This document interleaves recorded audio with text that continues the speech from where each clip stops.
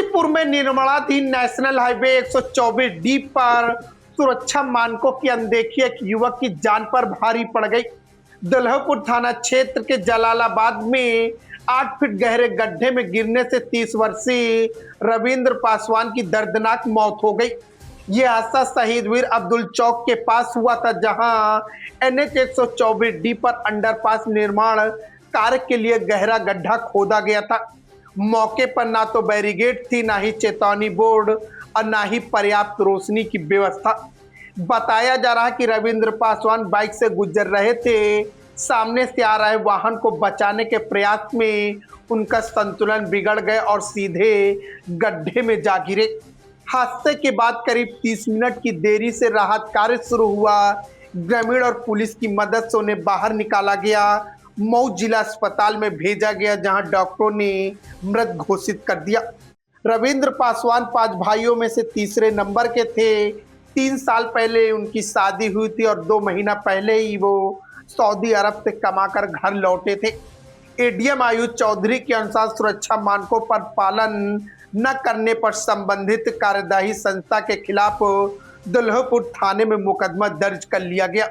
साथ ही NH के अभियंताओं की जिम्मेदारी तय करने के लिए रिपोर्ट भेज दी गई है।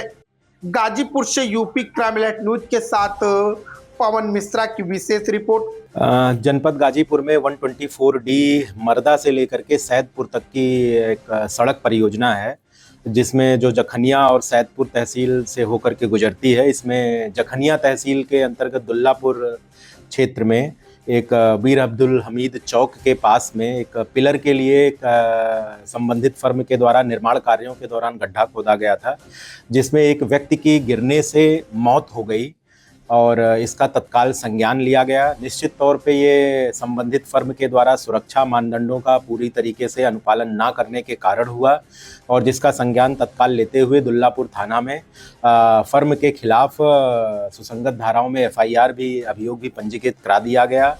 इसके साथ ही साथ इस परियोजना से संबंधित जो भी अभियंता इसके लिए इस परियोजना में हैं, इसके लिए उत्तरदायी हैं, NHAI को उसके प्रति कार्रवाई करने के लिए भी एक रिपोर्ट भेज दी गई है।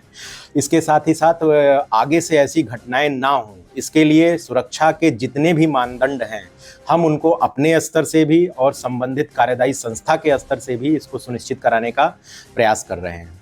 इनकी लापरवाही से एक व्यक्ति की सर जान चली गई, तो उनके लिए क्या असर? नहीं, निश्चित तौर पे लापरवाही, सुरक्षा मानदंडों के अनुपालन ना किए जाने के कारण ही ये दुखद दुर्घटना हुई है।